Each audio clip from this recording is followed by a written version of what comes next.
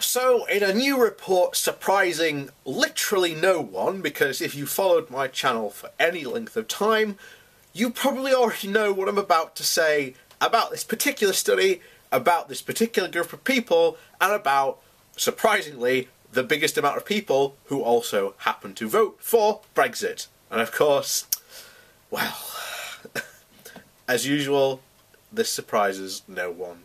If you've been keeping abreast of the whole, especially the financial situation. So, working class British men that voted overwhelmingly for leave will be hit hardest by Brexit, a new study has found. Whoops. But it's not surprising. We've known this for a while.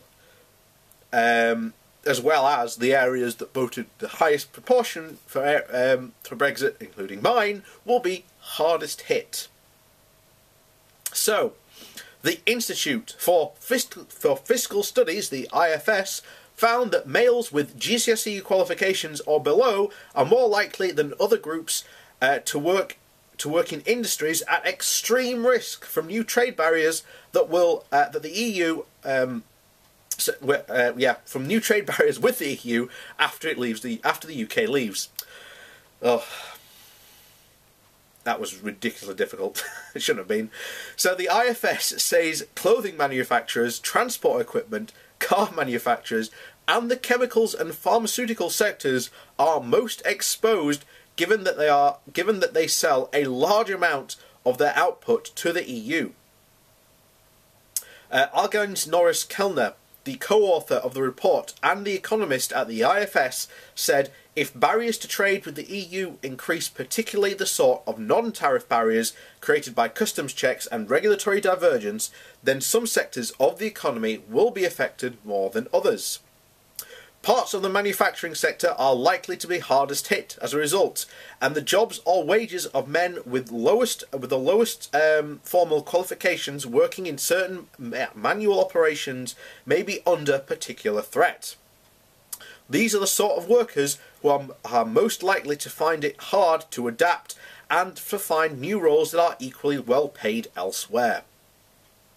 Data from Ipsos Mori suggest that the majority of these working-class British males with no qualifications voted for leave in the referendum.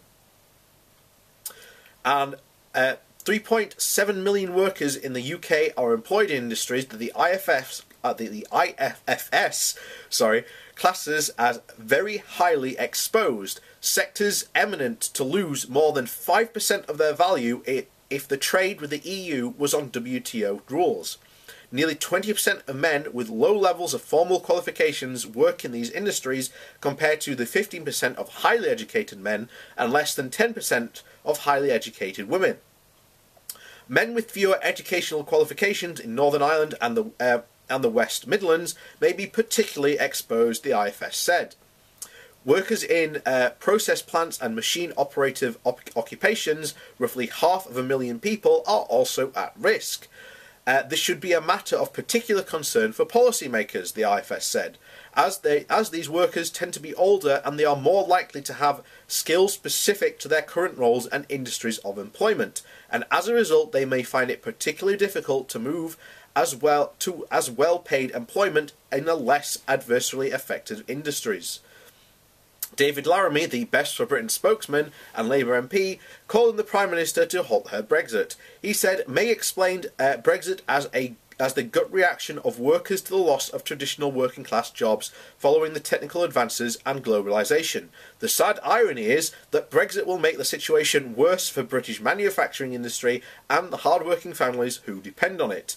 In the Prime Minister's speech to the Conservative Party conference, she warned against the bogus solutions that would make things worse. Theresa May knows that there is no greater example of a bogus solution than Brexit, and it is nothing more than a snake oil that will deepen the poverty and inequality across Britain.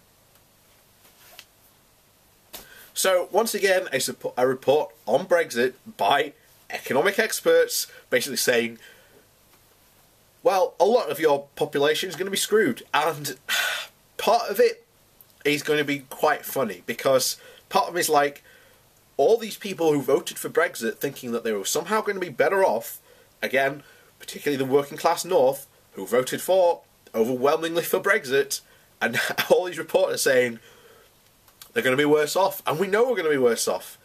We're looking at a situation of massively stagnated wages, where at the moment they are not even at the levels of the 2008 crash. So, and I think, what was it now? Yes, about the North in particular is set to lose roughly around like 16% of its GDP. That's just the north of England itself. And that is going to be disastrous. Completely disastrous to this area. Bearing in mind, this area is still suffering from not only the effects of the miners' strike, but also the 2008 crash, and now you're going to compound those problems even more by pushing for a hard Brexit, where, as I just said, 16% of the economy gone like that. What do you think these people who voted thinking, oh, we'll be better off? They're not. And hopefully these idiots will not blame the EU, that will blame the UK government, particularly the Tories, who are responsible for the miners' strike.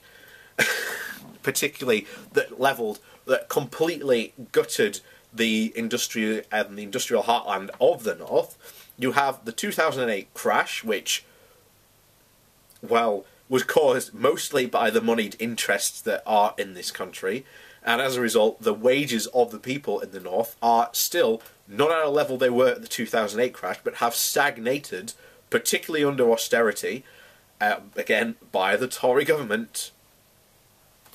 And we're now in a situation where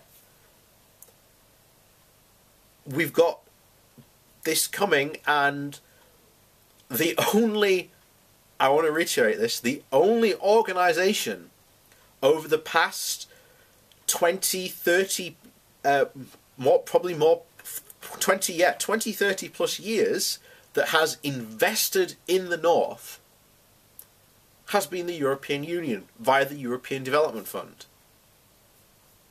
And I've said this before, this is the statistic that should surprise and shock everyone. The 10 most poorest regions in the EU, 7 of them are in the UK.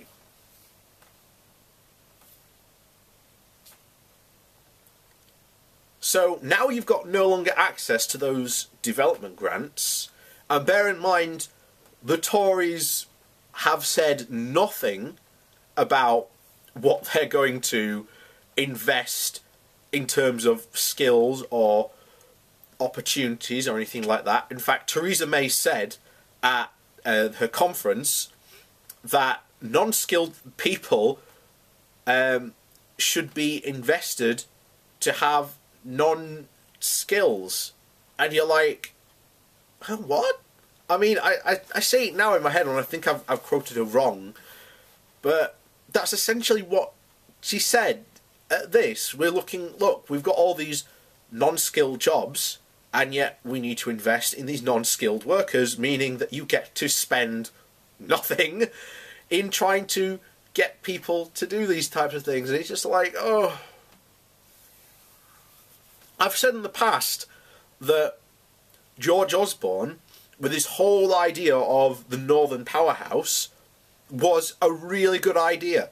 And, having a massive focused injection into one of the UK's most poorest areas, yet has one of the biggest workforces in the UK, could have been really good. But they scrapped it, predominantly because of Brexit. The EU was behind it, because they're like, yeah, we love that. So they matched a lot of funding. China even invested in it as well. But of course, Brexit happened, and of course the EU went, well, you're not going to be in the EU, bye. And then China went, oh, bye. And then the UK government, when instead of going, okay, we're still going to go ahead with this, went, no. you know, you've got to throw your hands up at some time and just think, it often feels like I am shouting into the wind at a lot of these problems. It really, really does. Really does.